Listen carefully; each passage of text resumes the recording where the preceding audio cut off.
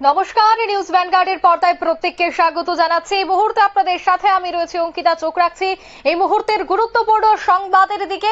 প্রথমেই চোখ রাখতে হচ্ছে আবহাওয়ার দিকে, কারণ প্রায় প্রতিদিন দেখা যাচ্ছে যে দিনের বেলায় তপ্তর তাপমাত্রার রীতিমতো ঊর্ধ্বমুখী, একেবারে নাভিশ্বাস হিটওয়েভের মতো অনুভূত হচ্ছে গোটা শহর জুড়ে। কিন্তু বিকেলের দিকে আবার মেঘলা আকাশ, ঠিক এইভাবেই কিন্তু প্রায় প্রতিদিন কাটছে রাজ্যে। তবে শরৎ নয় নাকি বর্ষা, এই বিষয়টাই কিন্তু এই মুহূর্তে ঘোরাফেরা করছে, কারণ রাজ্যের আকাশে পেঁচা তুলোর মেঘ। সকাল থেকেই দেখা যাচ্ছে পেঁচা তুলোর মতো মেঘ, ঘনস্থায়ী নীলাভ ভাব, অনুকূল আবহাওয়ার সূচক কিউমুলাস মেঘ। ফের দুর্যোগের ঘনঘটা শক্তি বাড়িয়ে স্থলভাগে প্রবেশ করলো আরব সাগরের নিম্নচাপ। বিস্তারিত জানবো সেই বিষয়ে টেলিফোন লাইনে যুক্ত হয়ে গেছে প্রতিনিধি শতাব্দী দেবনাথ। শতাব্দী, প্রায় দুদিন যাবত দেখা গেছে যে রাজ্যের আকাশে একেবারে পেঁচা তুলোর মেঘ, এবং আজ সকালেও একই ছবি ধরা পড়ছে, এবং এই মুহূর্তেও তাপমাত্রা রীতিমতো ঊর্ধ্বমুখী রয়েছে। তবে যেহেতু আরব সাগরে নিম্নচাপ, তাই সেক্ষেত্রে আগামী 24 ঘন্টা কেমন থাকছে রাজ্য এবং গোটা দেশের, কি জানতে পারছো? বিগত কয়েকটা দিন ধরে 3 থেকে 4 দিন ধরে কিন্তু শহর বলো, শহর আগরতলা বলো কিংবা গোটা রাজ্য বলো, একই ছবি কিন্তু ধরা পড়ছে। যে সময়টা আমরা দেখি যে শরৎকালে শিউলি ফুল ফোটা কিংবা সকাল হতেই না একটা ঝলমলে আকাশ, একটা পেঁচা তুলোর সেই মেঘের যে ছবি, সেটা কিন্তু এখন বর্ষার আকাশেই লক্ষ্য করা যাচ্ছে। এ যেন শরৎকাল এসে গেছে এমনই মনে হচ্ছে, কিন্তু সেক্ষেত্রে না, বাস্তবটা আমাদের সেখানে বলতে হবে যে বর্ষাকাল চলছে।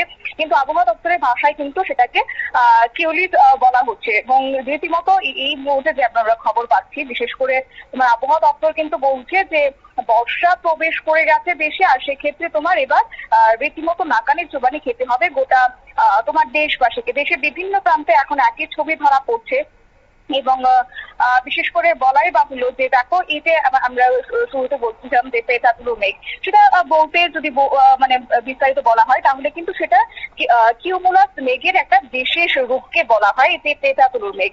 আর কিউমুলাস মেঘগুলি সাধারণত তোমার একটা তুলো বা ফোলা ফোলা ভাব একটা লক্ষ্য করা যায়। আর এর ভীতি হচ্ছে সমতল এবং উপর দিকে পোটা পোটা কিংবা ঢেউ খেলানো একটা হয়ে থাকে। তো একটা বলতে পারো যে চোখে একটা সুদৃশ্য ছবি ফুটে ওঠা রীতিমতো।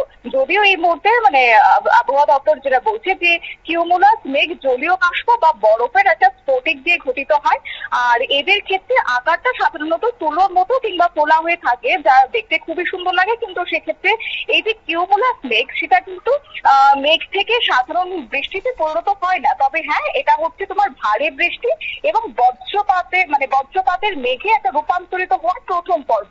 সাধারণত কিউমুলাস মেঘ একটি অনুকূল আবহাওয়ার সূচক, আর সেক্ষেত্রে এটা কিছুটা কিছু ক্ষেত্রে এটি মেঘ ভেঙে বৃষ্টিরও একটা পূর্বাভাস দিয়ে থাকে এই কিউমুলাস মেঘ।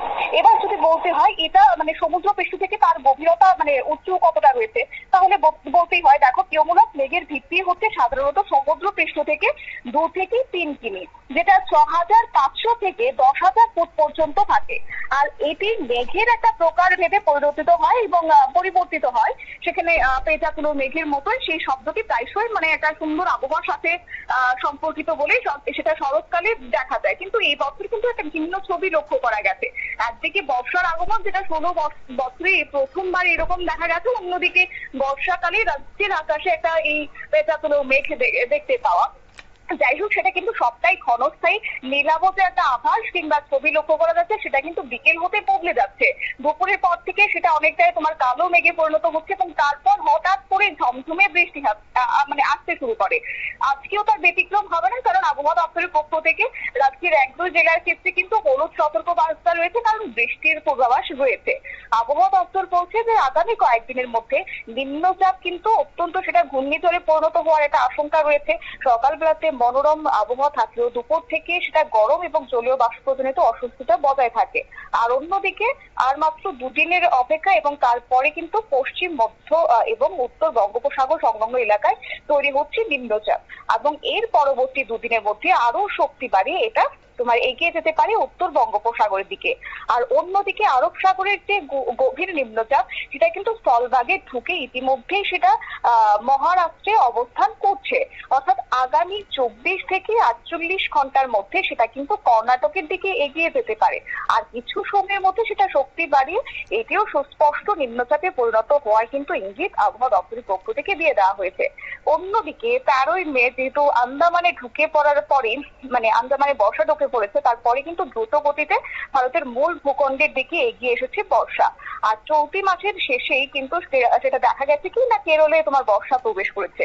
আমাদের রাজ্যের ক্ষেত্রে আর এই সপ্তাহটা রয়েছে এবং তারপরে সরাসরি আগমন হয়ে যাবে বর্ষার, এবং তারপরে তো বর্ষার যে ছবি আমরা প্রত্যেক বছর দেখতে পাই সেটাও দেখা যাবে। কিন্তু হ্যাঁ, আজকে এবং আগামীকালকে রাজ্যের আবহাওয়া যদি কেমন থাকে, তাপমাত্রা কিংবা বৃষ্টির কোনো ইঙ্গিত রয়েছে কিনা, তাহলে বলতেই হয় অবশ্যই রয়েছে বৃষ্টির ইঙ্গিত এবং একই সঙ্গে তাপমাত্রার ঊর্ধ্বমুখিতাও কিন্তু রয়েছে। পাল্লার দিয়ে কিন্তু রীতিমতো তোমার সর্বোচ্চ তাপমাত্রা এবং সর্বনিম্ন তাপমাত্রা তারা ওঠানামা করছে। একদিকে সর্বোচ্চ তাপমাত্রা তোমার মানে 24 ঘন্টা, গত 24 ঘন্টায় যেটা রেকর্ড করা হয়েছে 35.8°C।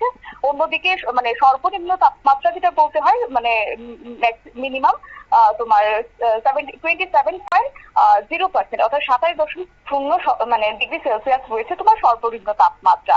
এছাড়াও আগামী 24 ঘন্টার কথাও কিন্তু একই, অর্থাৎ তাপমাত্রা হেরফের হচ্ছে না, ঊর্ধ্বমুখিতা থাকছে ঠিকই কিন্তু হেরফের সে অর্থে হচ্ছে না, অর্থাৎ 35.0°C থাকবে আগামী 24 ঘন্টার ক্ষেত্রেও।